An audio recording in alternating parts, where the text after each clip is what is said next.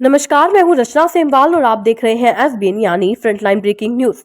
आज इस खबर के माध्यम से हरियाणा के माननीय मुख्यमंत्री मनोहर लाल खट्टर द्वारा किसानों के विषय में दिए गए विवादित बयान का विश्लेषण करेंगे, जिसमें उन्होंने कहा कि हरियाणा का किसान साल भर में एक फसल तो मुआवजे के रूप में ले लेता है। इस विवादित बयान को लेकर हरियाणा के किसानों में भारी गुस्सा देखने को मिल रहा है। जिस समय हमारा अन्नदाता धरतीपुत्र किसान बेमौसमी बारिश से परेशान है और उसकी आजीविका पर संकट के बादल मंडरा रहे हैं, वह मदद के लिए सरकार की तरफ बड़ी उम्मीद से देख रहा है कि कब सरकार उनकी तरफ इस संकट काल में मदद का हाथ बढ़ाएगी और उनको बेमौसमी बारिश से खराब फसल का उचित मुआवजा मिलेगा, ताकि वो अपनी और अपने परिवार की जिम्मेवारियों का ठीक प्रकार से निर्वाह कर सके। दूसरी तरफ हरियाणा के मुखिया मनोहर लाल खट्टर ने एक टीवी चैनल के इंटरव्यू में किसानों की इस बदहाली का किस तरीके से मजाक उड़ाया, यह कतई प्रदेश के मुख्यमंत्री को शोभा नहीं देता है। उनकी मदद करने के बजाय ये कहना कि एक फसल का पैसा तो किसान मुआवजे के रूप में ले लेता है, बिल्कुल सही नहीं है। हालांकि उन्होंने बाद में अपनी गलती को सुधारते हुए अपने वक्तव्य में बदलाव किया और कहा, सारे किसान नहीं, कुछ किसान। परंतु किसानों में सीएम के इस गैर जिम्मेदाराना बयान को लेकर काफी रोष देखने को मिल रहा है।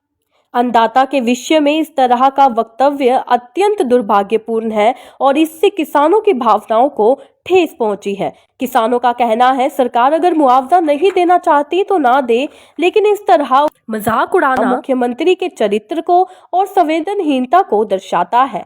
आइए हम आपको उस इंटरव्यू का वो हिस्सा दिखाते हैं जिस इंटरव्यू में उन्होंने ये सब कहा है। कृषि पर आते हैं, किसानों पर आते हैं। कृषि मंत्री भी आपको सुन रहे हैं, इस वक्त सामने बैठे हैं। इस वक्त जो मौसम की मार पड़ी है, ये खेतों पे नहीं, किसान इससे मर गया लगता है। तो किसानों को राहत दें, गिरदावरी को लेकर क्या प्लान है, ये थोड़ा सा साझा कीजिए, क्योंकि किसान को इस वक्त राहत की आपसे बहुत बड़ी उम्मीद है। एक कहावत हमारे हरियाणा में बन गई थी कि कई किसान, सब नहीं, कई किसान साल में 3 फसलें लेते हैं। एक सावणी, एक साडू और एक मुआवजे की। जी। वो भी एक फसल ले लेता था। मतलब मुआवजे की अलग फसल होती है। तो लेकिन अब हमने उसको थोड़ा सा सुधारा है। सुधारने में हमने कहा कि देखिए, पहले किसान अपनी फसल का मुआवजा यानी फसल का नुकसान वो क्षतिपूर्ति पोर्टल में भरेगा और उसके बाद पटवारी उसको सारे को गिरदावरी करेगा, तहसीलदार वो अपने ढंग से करेगा और इसी प्रकार से एसडीएम और डीसी कुछ परसेंटेज 20%, 10% वो उसको एक एट रैंडम वो उसकी सिलेक्शन करेगा। फिर हमारा जो ड्रोन के साथ और सैटेलाइट के साथ जो एक अध्ययन होता है, उस अध्ययन में अगर फसल बिछ गई है, शायद उसका उतना अनुमान ठीक लगता नहीं है, लेकिन खड़ी फसल टूट गई है, बाली टूट गई है, गिर गई है, उसका अध्ययन ठीक से सैटेलाइट पर होता है।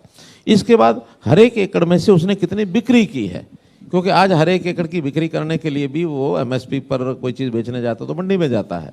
उस हिसाब से उसका मूल्यांकन करने के बाद जो एकदम एग्जैक्ट तो मैं नहीं कह सकता, 2-5% ऊपर नीचे हो सकता है, लेकिन उसका जितना नुकसान हुआ है उसकी कोशिश की जाती है भरपाई करने की। अब ये चीज़ वैसी नहीं है कि कोई भी आदमी कुछ भी बोल करके वो कंपनसेशन की डिमांड करेगा। सिरसा जिले में 2020-21 में कपास के मुआवजे की डिमांड की गई। लोगों ने कहा हमारा इतना नुकसान। जब उसका बाद में मूल्यांकन किया गया कि सिरसा की मंडियों में कपास कितनी आई, पता लगा कि पिछले 5 साल की जो एवरेज है उस साल में कपास की जो आवक है उससे कहीं ज़्यादा हुई है।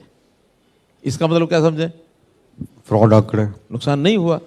तो ऐसे हाँ, कहीं पर्टिकुलर किसी ब्लॉक में, किसी एरिया में, पॉकेट में नुकसान होता है, उस नुकसान को दिया जाता है। तो देखा आपने ये क्लिप, हरियाणा के मुख्यमंत्री के द्वारा ये विवादित बयान काफी ज्यादा फैल रहा है। किसानों में इस बयान को लेकर काफी रोष देखने को मिल रहा है। हरियाणा के किसानों के विषय में इस तरह का आरोप लगाना कि कुछ किसान एक फसल तो मुआवजे के रूप में ले लेते हैं। हालांकि बाद में उन्होंने अपनी गलती को सुधारते हुए कहा कि मेरा मतलब सभी किसानों से नहीं, कुछ किसानों से है। ये कहां तक उचित है? आप अपने विचार हमारे साथ साझा जरूर कीजिएगा। आप देख रहे थे एसबीएन यानी फ्रंटलाइन ब्रेकिंग न्यूज, सबसे पहले सबसे आगे।